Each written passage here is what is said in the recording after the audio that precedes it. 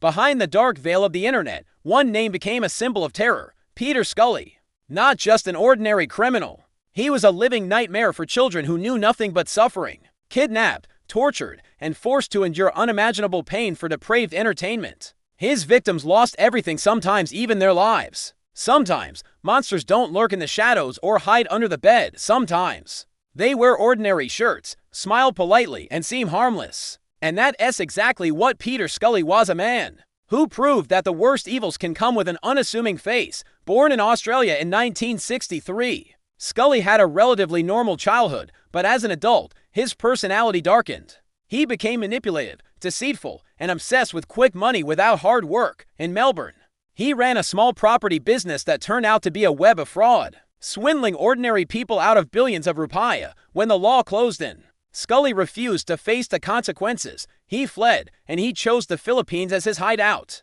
At first, he may have only wanted to disappear, but once there, something far darker awoke within him. In a country plagued by poverty and unprotected street children, Scully felt untouchable. No one would notice if a few kids vanished. This is where the nightmare truly began. Scully built a small network, targeting desperate and innocent street children. With sweet promises of food, shelter, or a little money, he lured them in. Once trapped, there was no escape. These children were subjected to torture so horrific it's hard to describe. And worse, it was all recorded. The sadistic videos were sold on the dark web. One infamous video, Daisy's destruction, sounds deceptively innocent. Its content, pure hell. It depicted brutal torture of young children, even infants beaten, burned, raped, bound, and abused in ways that defy humanity, all while the camera rolled mercilessly. Buyers on the dark web paid thousands, even tens of thousands of dollars to watch this unthinkable suffering.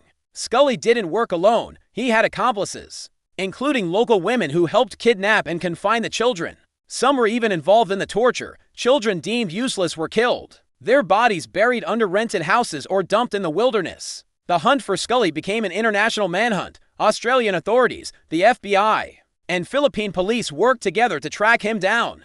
Undercover agents infiltrated the dark web, tracing illicit transactions until they found his trail in Mindanao. When Scully was finally arrested in 2015, he showed no remorse. He acted nonchalant, even offering a deal. He'd reveal the locations of undiscovered victims if his sentence was reduced. The authorities angrily rejected it in court. The evidence was so gruesome that many had to leave the room. Videos, photos, and victim testimonies revealed crimes that defied human comprehension. Scully was sentenced to life in prison and still faces additional charges. Yet, no one feels the punishment is enough. If possible, people would want him locked away for thousands of years. Today, Peter Scully rots in prison, while his surviving victims struggle to heal wounds that may never fully mend. He isn't human, he's a real-life demon. What he did to those children wasn't just cruel. It shattered the boundaries of humanity. This case shows how broken the world can be when power falls into the wrong hands. If you found